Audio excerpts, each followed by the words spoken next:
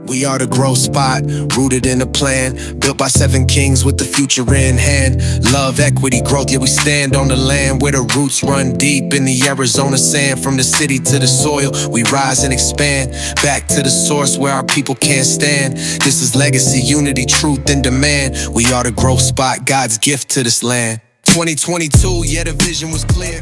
Peace world, Plot in Progress, back at you again, episode 51. We got a great host here with us, or we're here with him today, I should say. I'll let him provide a brief introduction about where we're at, what this is, and how you all can support Brother Shaheed. Yeah, I'm Shaheed Muhammad. I'm a member of the As the Crows Fly riding organization. We're here at the Night Ranch. The Night Ranch was established many years ago, over 20 years ago, by Mr. Knight, and you know he's a pillar in the horse community. He's been providing space for predominantly black and brown cowboys and cowgirls, but you know it's open and welcome to anybody. But you know this is where centrally the most of the black cowboys in the state and the city are located. But yeah, man, I've been here going on almost 6-7 years now, and this is home for me. You know, I've been in the horse game for about 12-13 years now, but when I got here, I didn't start considering myself a cowboy until I got here, and I learned from some of the best, you know what I'm saying? Like, and I didn't know how much I didn't know until I got here, you know what I'm saying? So everything I am today in this horse game, I owe it to my old heads that came through here. Indeed, shout out to Mr. Knight and the rest of the crew. So let's talk about like your beginnings, like, because I wouldn't say this is foreign to our culture. This is our culture, right? I consider this vintage black culture, you know, all of this, and it's good to see a modern shift back into that, where a lot of people are leaning into it. I'm enjoying that. Talk about what your introduction into this world of, you know, cowboy horses and this lifestyle. How did that come about? Perhaps if you want to start from your origin, where you're from, and how'd you get into this? I mean, as a young kid, I always had this affinity for horses. I think everybody has some type of relationship with horses, whether it's a fear or it's just like a love for them, you know what I'm saying? So my dad used to watch a lot of old westerns. I used to be intrigued, and he used to take me. It's a all-black town, western town in California called Allensworth. So I used to go there a lot as a kid, and that's where, you know, I don't remember too much. I just remember the images of it. Like, I just remember being out there, a bunch of black people, horses, and it's just that memory was always stick. It was like ingrained in my memory. So when I got here, it was just on something leisurely.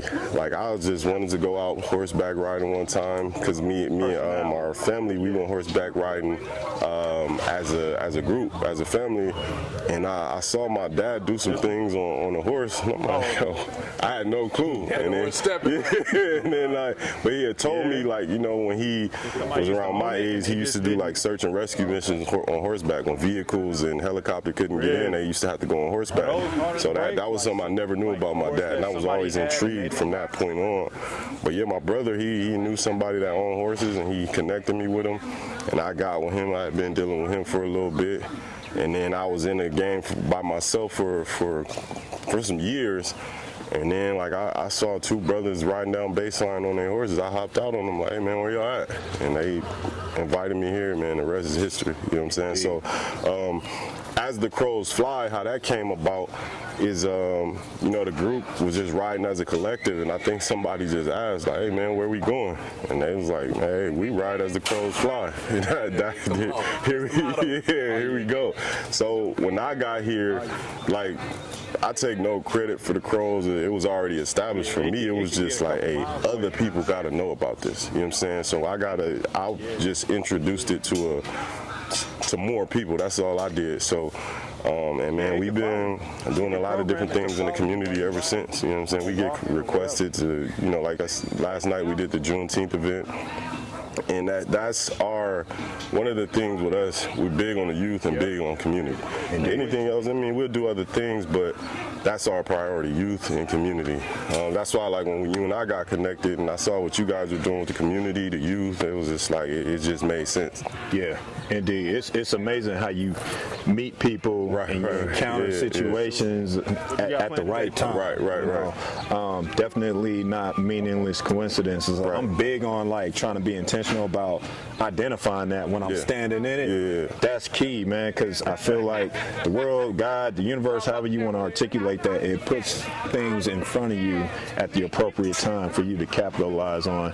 So considering how you kind of got introduced to this space, tell us about the Night Ranch, how you guys kind of operate this space, and what is the intent and vision of this space?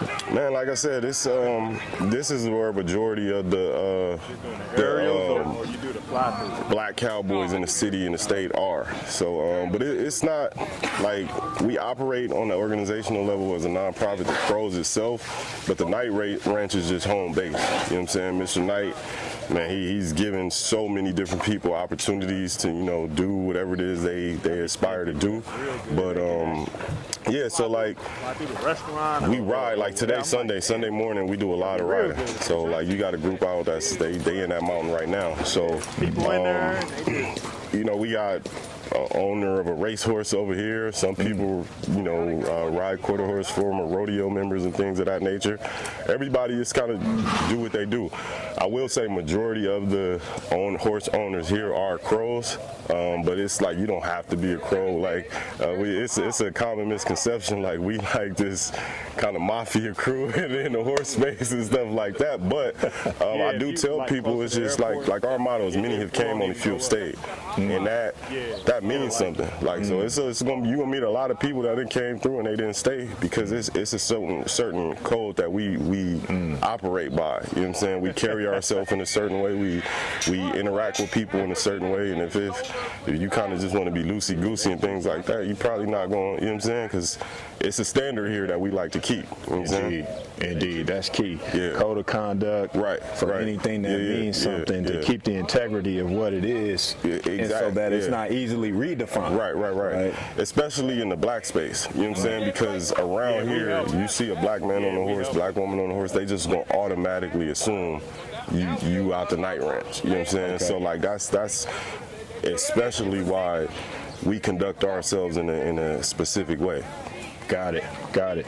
So you talked about what this space is intended for and sort of like who typically occupies this space, but you also spoke to an affinity for youth engagement, and I think that's certainly where we align. What does that look like for individuals that want to get involved? Maybe they're just curious, or they like want to jump head first into this. What's some of the first things they need to know about this lifestyle, about this practice? Well, first you got to be following us on social media. We're Flying Crows on Instagram and TikTok. That's where we kind of mostly run our operation out of, is on social media, TikTok and Instagram especially. But we do a lot of things with the youth, like our youth clinics. We do those.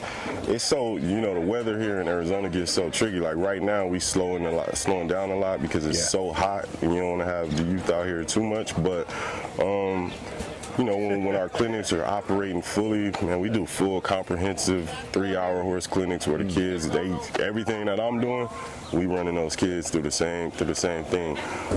But you know, I met a young man, young adult last night, and he was just like, man, how do they want to jump in head first, and it's like, hey man, we got new horses that need to be trained and broke, but typically it'll start in the stall. Like, you know what I'm saying? Like, you know what I'm saying? I got work, I got chores. Brother Nick seen me out. As soon as he got here, I had to bust down my chores. You know what I'm saying? So like, and that's one of the things that keeps everything going around here. It's just like, it's always something to do. It's always work to be done. You know what I'm saying? Like, Mr. Knight hit the group chat and it's like, hey, we need to do X, Y, and Z, and you got the soldiers here. You know what I'm saying? Indeed. Chores. We all familiar with that. Chores are like vitamins, man. I mean, we need that, especially for the youth, man, so that they can understand some of those foundational principles that apply not only here, but other applications and in life in general. And nothing more humbling than this stall work. I would imagine. Right. You can speak to that a little more. Yeah, it's just like it just keeps you grounded. You know what I'm saying? Like, because so many people, especially with the the Cowboy Carter and everything that's going on right now, people they want to jump head first into it. Like, and like, I want to ride with you, and it's just like, you want to ride with me? I got old heads over me that got way more years of experience than I have in this game, and it's just like I'm still checking myself before I want to do what you like. Nah, like, you know what I'm saying?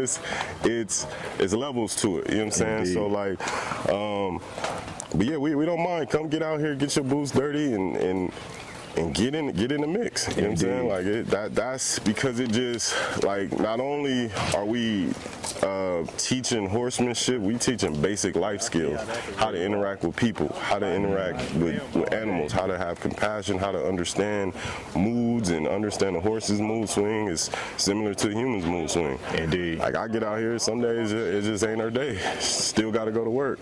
Some days it ain't my day. Still got to go to work. Right. You know what I'm saying? So we teach a lot of that here. Yeah, I'm glad you touched on that, like the social interaction piece. Something that is progressively more tricky, especially with our youth. Just because the landscape of things is so different. But, relationships are key. Right? Relationship with the horse, relationship with the others in the space. A lot of great things materialize from relationships. Right. Skills are one, that's an aspect that is obviously, it serves its purpose and there's a level of significance to it. But it's nothing like relationships because I feel like there is no ceiling, right? And if there is, you're blasting through that on the basis of a great relationship that you have established. And relationships take time, right? You have to invest, right? And you got to be intentional about that, be patient. And there's nothing like embarking on some sort of venture, and along the way, you forge a new relationship. And then you can reflect on that journey. And actually like quantify the quality of this person or this thing or this relationship you have with the horse or whatever it is. And it's like, wow, I've had all these experiences that have accumulated into what I can testify on what this actually means to me, so that's key. So you're welcome to come out to the night ranch. That's what I'm hearing. Reach out to Brother Shahid via social media. But if you don't mind, if you could just kind of give us a brief tour, and we can kind of check out what's here. And we could just, this is, the stalls and everything, every horse. It's funny because, every horse got their own little personality. Like, as you see, she getting breakfast, she's sharing breakfast. That ain't her food, but, she getting a free meal right now. But, yeah, man, it's one of the big bosses' horses. This is River Bottom. That's Tuffy, one of our OGs around here. That's his horse. You see him in the back. We'll go back there. He back there training a new horse we just got. But, yeah, I'm gonna go grab her out the stall real quick. Reparations in action, blueprint divine, second generational wealth, line by line. We got farmers, builders, thinkers. Yeah, one of the things, like, even that I had to learn, like I started out on the horse's back. Like when I got in the game, I started out riding. So, like the cat that put me in the game, he started me in the saddle. So when he kind of stepped back and I got my own horse, my own situation, I had no clue. Like, to interact with a horse, I had never interacted with a horse on the ground before. Your interaction with the horse on the ground is way more important than your interaction with that horse in the saddle, because it's two different. You're dealing with two different individuals. Like right now, she's sweet, she docile, but I throw that leg across her back, she get charged up. So, and that's a lot of things. That's one of the most important things that we teach around here is just, your horsemanship.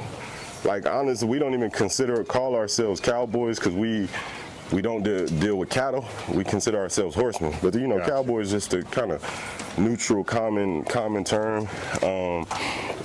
But a lot of people, like, they kind of just they just want to get in the game. You know what I'm saying? And it's dope. It's a cool experience to see people have a desire and kind of interest in what it is you do. But for me, it's more so like the work, the things that people don't see. Like, you know, it's easy when it look real nice and sweet when I'm got my gear on and I'm riding through the mountain or the city or whatever. But it's like you don't see the hours that were put in on this animal that on the back that I'm on. And that's just one thing that we just try to, like, especially now with the, you know, black cowboy culture kind of being at the forefront. Yeah. You get a lot of people just, they want to get in it. It's to me, it's bittersweet. It's like, it's dope, it's cool, but at the same time, it's like, don't lose sight of what makes it what it is. You know what I'm saying? Like, it's way deeper than just boots and a hat. Gotcha. And I look at it like, you know, my OG Tuffy back there, we got Uncle Billy and Mr. Knight. I look at it like they gave me something precious, and it's my responsibility to protect it. You know what I'm saying? I can add on to it a little bit, but I'm not trying to change what it is they gave me, because what they gave me, it wasn't nothing wrong with it. And you get a lot of, now especially just like I said, with the popular culture in this space, they try to, you know, do their own thing with it, which is cool, but it's you got to be mindful. It's people watching. You know what I'm saying? And it's people that don't feel like we need to be in the space. We don't belong in the space, but as like we are this space. You know what I'm saying? But so I'm always, especially dealing out in the public. Like, I won't even go out in the public if I'm not presentable, because I know that it's bigger than me. I know that it's people watching. I know that it's people listening. So for me, it's like, I'm gonna carry myself the best way I know how, because the people that I look up to, that they carry themselves in that manner. You know what I'm saying? Like, they wasn't loosey-goosey and sloppy. So I owe it to them to keep it going how they, you know what I'm saying, gave it to me. So, but yeah, man, this is it. This is what it is. Like, I'm at home right now. You know what I'm saying? Like, I'm at home. This is my drug. This is my peace. This is my release, whatever you want to call it. Cause it's just like. And I tell people, like, man, some days I come out here and I don't get to touch my horse. It's work. You know what I'm saying? Like, it's a job. It's a responsibility. Like, and at the end of the day, these are still animals. You know what I'm saying? You still gotta take care of this, because they're depending on you. Right. Like, you know, I could let her out. She could run wild and she could survive on her own. But now we have them in this situation. It's like, no, that animal is dependent on you. Right. You control when they eat. You control when they drink. You control a lot about this animal's life. And I think that's something that a lot of people lose sight of. So we just here at the Night Ranch, and as far as the crows go, we just try to keep that certain level of integrity up, and do it the right way. Indeed. Yeah. No, that's great. Okay, so you spoke about, like, the personality that each of the horses have. Yeah. That just kind of led me to think, what does that look like when you have a new horse, and essentially you need to break the horse, right? Is there somewhat of a standard duration that usually takes, or does it depend on the horse itself and whoever's actually facilitating that, or everything? Okay. It depends on who's facilitating it. It depends on the horse.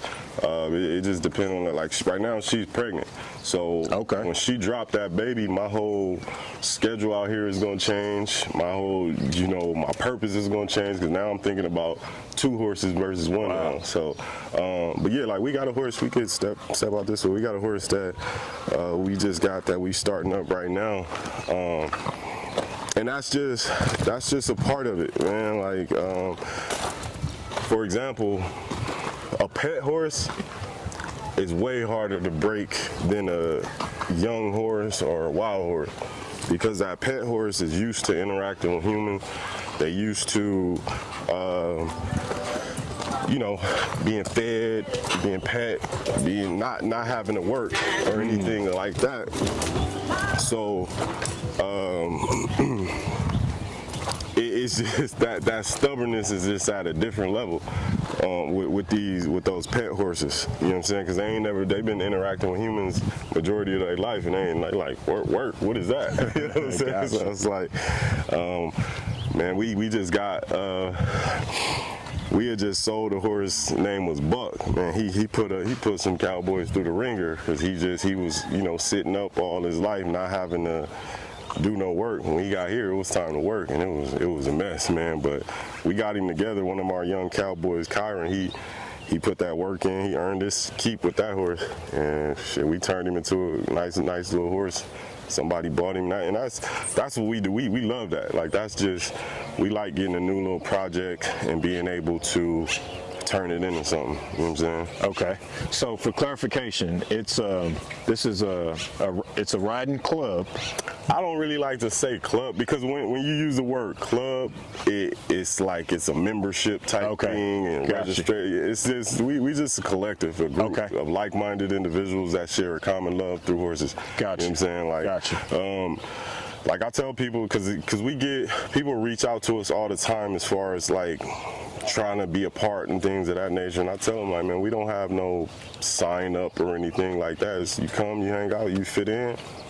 Hey, you look up, you a crow. Gotcha. You know what I'm saying? It's nothing more to it than that.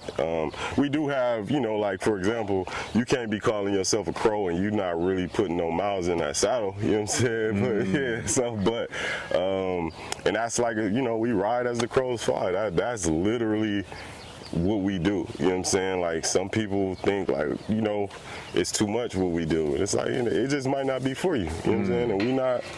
If you want to stay low, stay low. You know what I'm saying? Gotcha. When we going high, you know, but yeah, it's certain, I don't even want to say requirements, because like I said, it's nothing on where you can read in the handbook how to become a pro. Expectations. There you go, expectations. Yeah, expectations. Okay, yeah. Thank you for that clarification. Yeah. So for example, like this bird I got on my chest, I had to earn it. Like we not just, like, if we see somebody in this and if we ain't familiar, it's like, you know, we gonna be looking violation. Like, who gave this? Like, yeah. So for sure, for sure. So the collective, I think you spoke to most of the horses that are here are owned by members of the collective. Yeah. Okay. Yeah, most of these horses are owned by crows. Yeah. Okay. But the ones that are not, they still family. You know what I'm saying? It's not like, it ain't no division here, like, oh, they not a crow, so it ain't nothing of that.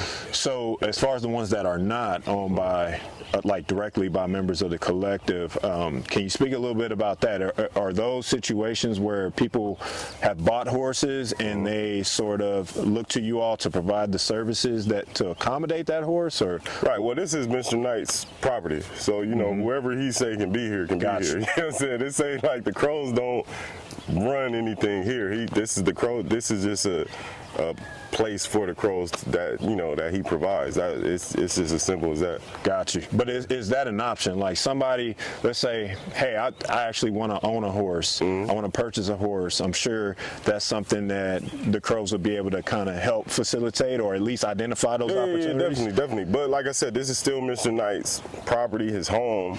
So it's always gonna go through him. You know what I'm saying? Like, you know, and it's not somewhere like he tell people all the time, like, I'm not hurting for no money. I don't need, you know what I'm saying? So, but like, that would be a question for him, like, you know, but as far as just getting into the horse game, that's definitely something the crows can facilitate, you know what I'm saying, and help out. And like, even when we get new riders here, that's the first thing they want to do is go buy a horse. And it's like, man, you see 40, 50 horses out here, man, what you want to buy a horse for? Like, because we don't, because what happens is, you know, people get that, you know, that adrenaline rush, and then you go out and you buy a horse, and now you got these problems, that problems, and it's just like, it's like going just quick reaction going to buy a new car. Like, you didn't check the Carfax, you didn't know it needed a new engine, you know, the tranny about to blow.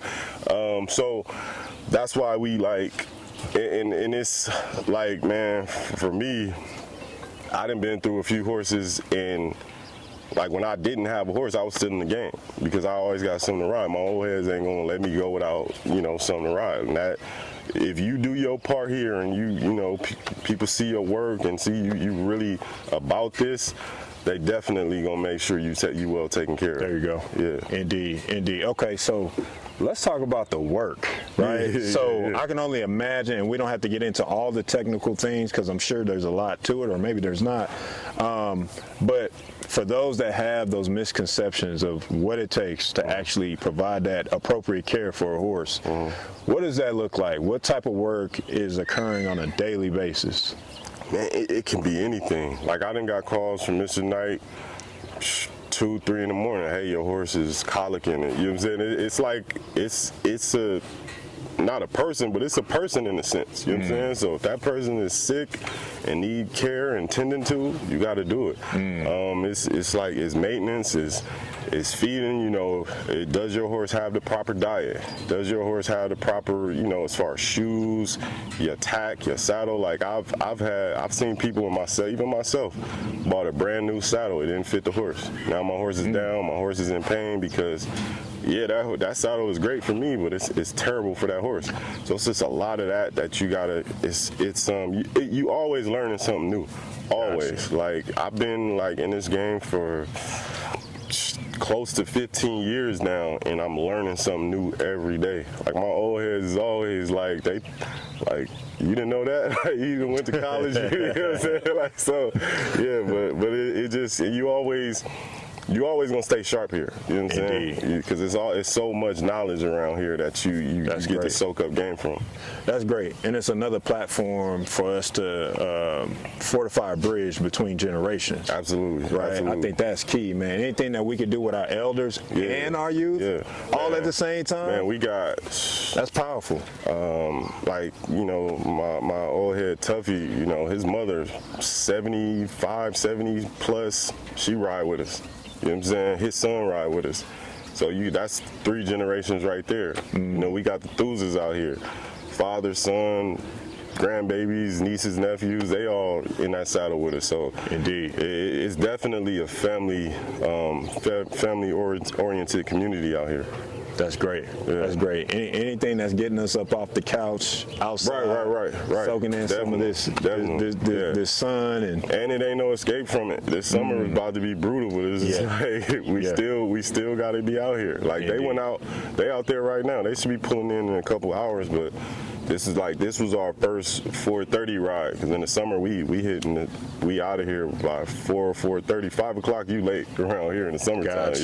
Got you off into South Mountain. I suppose. Yeah, I can imagine that's an experience. Oh yeah. For sure. I've been on a horse, but not into a mountain. I'm sure there's a big difference. And we be blazing through that mountain. Like even our ladies, we got a strong, real strong women community here.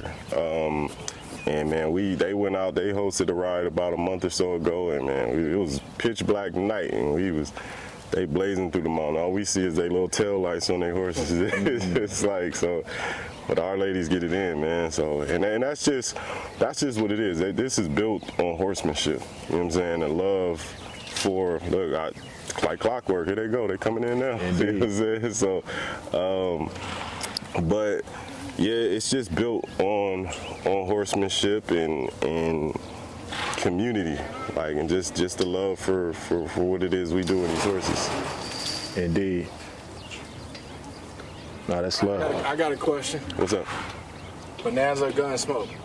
I don't even know. I'm young, man. Okay. I'm gonna say Gunsmoke because it sounds most familiar. Definitely before my time. Yeah. Set us right. My father used to watch it all the time. Okay. Watch both of them, so you know what I mean. You know what's crazy, man? The harder they fall, it's a real good representation of us. That's a great movie. Yeah. That's a real good representation of us. Like, you know, anything related to what it is we do, like if you play football and a football movie comes out, you nitpicking it like, oh, that we wouldn't have did that. But man, the harder they fall, that's a really good movie as far as like just the small details in what they put into that movie. That's a real good movie.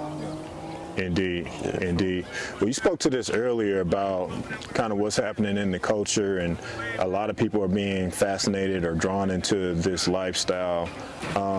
Not that you could speak to the overall sentiment of how people feel about that are actually in the culture. But on a personal note, I think you spoke to the necessity to kind of keep the integrity and the responsibility that yourself and others have to ensure that people understand what this actually is. How has that experience been for you in recent times, considering all this new attention that the lifestyle's getting? No, I can speak to the overall sentiment of the community. Lay it out for us. It's like, man, it's just bittersweet, man. It's like, it's dope that you get people, you get those eyes on you, you get those, because it does help. It helps us. You know, I got a bunch of little young boys and girls that aspire to be cowboys now. But back to just, like, man, I have private conversations all the time, like, where we just like, man, like, you know, they throwing cameras in just anybody's face that got on a cowboy hat and some boots on. Right. But it's, what can you do, man? It's like that with anything. You know what I'm saying? Like, whatever your passion is, whatever it is that you really do, it's gonna be somebody that, you know what I'm saying? So it's just like, it's not much you can really do about it. Just try to just stay true to what it is you do. Like, you know what I'm saying? Like, if you really getting it in, you getting it in. Got you. I got a job to do. You said what? I'm gonna drop Mr. Smitty on. Oh, okay. If y'all want some good footage. Yeah. Tell us about what he's doing right now. What he's doing right now. This is the young horse that we just got, right? So he ain't never had nobody in the saddle. Yesterday was his first day. So we just getting him ready, getting him prepared, desensitizing him to just having somebody on his back, having to work. As you can see here, young horse. I jumped on him a little bit yesterday, but right now he's just getting him to move his feet. Like, you know what I'm saying? So without that, the big gray horse, that's considered a gray. Even though from the eye it look white, that's considered a gray. But he's just making him move his feet, making him work. You know what I'm saying? That's all it is. So we're gonna have somebody jump on him, we're gonna see what he do. But yeah, just teaching him to work. This is like a workout for him. Like, you know, he in training right now. That's all it is.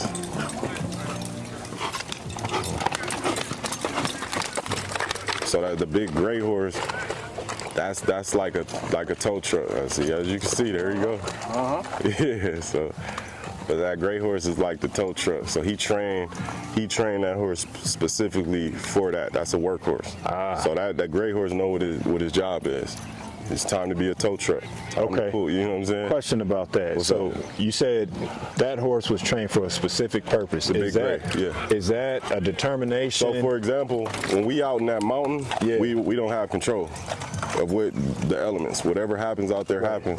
So with that big gray, if I go down, he able to pull my horse. So I could jump on my old head's back, and he could pull my horse along with him. You know what I'm saying? Okay. If I'm not able to physically ride or whatever it is. Gotcha. So, and I've also he's been teaching me how to train my horse for that. She's coming along, she getting good at it. But River Bottom, he one of the top dogs. That's the big tow truck around here. So when you go down, you got to be picked up. River Bottom gonna come get you. You know what I'm saying? Yeah. Got you. Okay, so literally tow truck. Yeah. You see, towing him around. Yeah. Got you. Yep. So like even when we ride, every horse, every rider has a responsibility. Like right now, they've been training me how to be the trail boss. So when we go out on rides, a big ride like Wickenburg 2024, that was my first official ride as the trail boss, where I'm responsible for the whole 25, 30 riders. So I gotta set the pace. I gotta make sure whatever ride I'm taking this group on, that is safe. That ain't, you know, I'm not putting nobody down on this ride, but at the same time, it got to be right. Like if you come with a boring ass ride, you gonna hear about it. Like, hey, man, that ride was, you know what I'm saying? So like, It's got to be an adventure. yeah, yes. But Wickenburg 2024, man, that was a treacherous ride because we got hit with all the elements: rain, hail, sleet, snow. Man, it was like it was about Some of my adventures on the land. man 20. Yeah, it was about 20 degrees out there. Now that ride particularly tested my cowboy, man. Like because it was just I had never been in such a intense environment. You know what I'm saying? As far as just man, I couldn't feel my hands. I couldn't like. Once my physical started to shut down, my mental started to go. And this is like, man, so for me, I'm waiting on one of my old heads to say, hey, we taking it in. But I'm like, damn, I'm the trail boss. That's my call. So this is like, this is my first official ride as a trail boss. We got to see it through. But we made it, man. Fortunately enough, everybody made it safe, back to the camp. How long was the ride? Oh, man, when we do our big ride in February, Wickenburg, you out there 8 hours, you know what I'm saying, in that saddle, straight. You know what I'm saying? Just, you know, we take breaks here and there to, you know, to accommodate the horses, get you some nourishment, some food, lunch and stuff like that. But yeah, man, it was treacherous out there. A ride like that, does that involve other collectives that you all? Yeah, we got we that's one thing, especially here on the West Coast. What we trying to do is get with all the, you know, riding groups, clubs, whatever you want to call them, and just bring unity to that's key. So see, as you can see, the young cat that was supposed to jump on that horse, he got cold feet and he hit the ground running. So yeah, man. So yeah, but yeah, we try to get with anybody. Like one of the groups that we ride with out in Wickenburg, it's called the Phoenix. They call it the Phoenix Comancheros. Some white cats, but you know, when we come together in this space, we don't even, you know what I'm saying, ain't nobody tripping off that. You know what I'm saying? Because we all got the same common love. You know what I'm saying? Indeed. Yeah. Indeed. That's dope, man. And that's like an annual ride you all do. What happened, Toe? He said he got to go to church. Oh, wow. Send them to church, huh? Just the dudes talked to him. Dudes told him, hey, man, if you go to church, you better go to church. Yes. You can pray, you better go ahead and pray. Yeah, I said, I need you for 5 minutes, man. I can pray for you. man, so I'm gonna get up. That's all right. My diehard coming. She coming. I got you.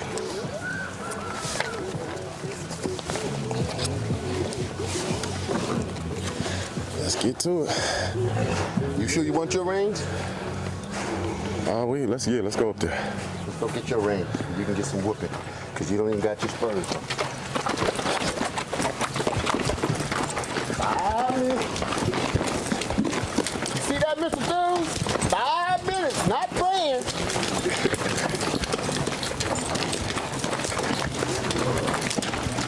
Stay in my car.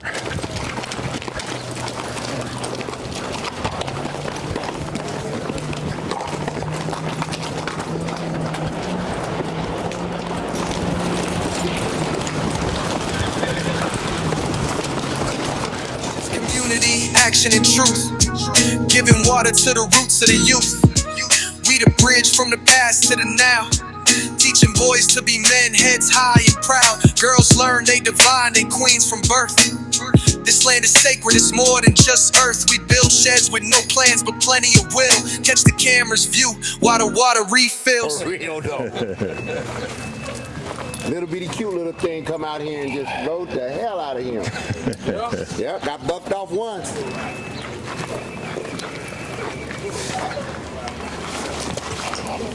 All right, let me get my stirred one.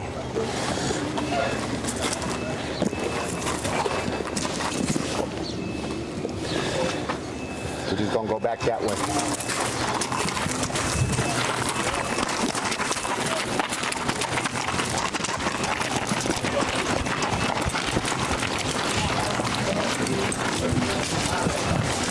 Next 5 minutes. Hey, man, I know that.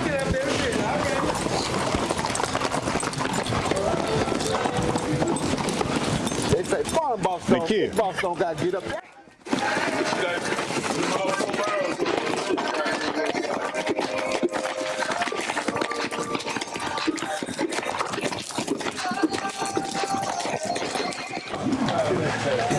Man, had to get a little work in, man. Yeah. Sure. So, I suppose lastly, you really gave a great summary of what you all do here. Gave us some insight on what a real trail ride, is that the right terminology? Yeah. Trail ride is like. You all are also involved in the Arizona Black Rodeo, correct? Yeah, we support Lynette Campbell a lot. What she's done and how she's grown the Black Rodeo, man, this has been nothing short of amazing. So we anything, whenever she calls, we there. Indeed. Y'all travel too to other? I'm officially on the rodeo staff. So we Okay. just got back. I just got back from Tennessee and Florida. Gotcha. I was out traveling there. We got KC coming up next, and then it's Arizona. Okay, so nationwide, just kind of establishing connections and just expanding. That's great to hear. That's great to hear. Any differences for the most part, or it's just culturally? I mean, every rodeo has its own unique culture. Like Tennessee had its culture, Florida had its culture, and you get a lot of the West Coast feel when it comes back to Arizona, Vegas. That's beautiful. Yeah. That's beautiful. Say, don't leave Arkansas out of there, man. Man, if you got a connection, Every Sunday. if you got a connection in Arkansas, man, we'll have an Arkansas Black Rodeo coming up, man. There you go. That's fire. Yeah. So for those that are watching, first and foremost, if you could just run it down, how to get in contact with the Crows. Yeah, we the Flying Crows on Instagram and TikTok. Our official number is 602-358-9563. Working on building the website, but since social media is so prevalent, we do most of our stuff on social media right now. Okay. So obviously there's, I'd say, an endless amount of volunteering opportunities, right? Yeah, definitely. And if others are interested in supporting or just coming to, perhaps take that first step into the culture, reaching out to you via Instagram is the appropriate mechanism. Right. And even for example, like I said, it's from this ranch alone, we probably splintered off into about, I'd say, damn near 5 or 6 other ranches just from this ranch alone. So if you located maybe far Maricopa, we established out in Maricopa, Surprise area, so we can get you in. Gotcha. Sure. Gotcha. That's dope. I think that's all I got, man. Man, just want to express gratitude for having us. Appreciate it. Much appreciated. Giving us a true glimpse into the lifestyle, staying true to it. That's something that we definitely want to emphasize with this session. Any last words? Nah, man, as the crows fly, man, many have came, only few have stayed, but we're going to be here for a long time. Indeed. If you don't mind, Brother Nakia, close us out. Growspot, man, we're unified in action to build, protect, and expand the fruitful legacy of love by educating and inspiring on the practices of agriculture, environmental stewardship, and leadership. We aim to cultivate a vibrant community that's rooted in resilience and sustainability. Peace. I'm L.E.G.A.C.Y, Executive Director of the Growspot Foundation, and what we're doing here at the Growspot is more than just building fences or putting together decks or working on outhouses, but what we're doing is we're building a community that is rooted in resiliency and sustainability. What we love to do is we love to teach our community self-sufficiency, and if you would love to be able to support us in many of our endeavors, like the Legacy Camp, like helping us to continue to secure our land, and many of the other projects that we're going to, then you can donate going directly to our website at thegrowspot.org, or you can actually outfit yourself in some fly merch. You can go to our page at bonfire.com. You just got to search for the Growspot, and you'll see that we have a campaign for legacy and many other projects that we have coming down the pipeline. Remember, we are a 501c3, so every time you donate, you have the ability to get it back on your taxes. So take advantage of the tax deduction, take advantage of an opportunity to support the youth of our community, community, but more importantly, take an opportunity to invest in all of us as part of the community, because what we're doing here is bigger than me, it's bigger than my brother, it's even bigger than my son here. This is something that we're doing for the community. This is called legacy. It's love, equity, growth, ancestry, cooperation, and you. Again, thegrowspot.org is how you can support us. If you want to be able to be dripped out in some fly merch, then you can go to bonfire.com, just search for The Growth Spot, and you can go ahead and you can cop some merch, and all of the proceeds go to all of the different projects that we have going on. First and foremost, upcoming is the Legacy Camp. We have our fence project ongoing, and you can check our website and see some of the other projects that we have going. Support our community, support our youth, support yourself. Clarking up the culture, clearing the fog while we chop it with the young ones out by the return to the lessons in the lands that we earned. We reclaiming acres, rebuilding wealth, spirit-led, teaching health.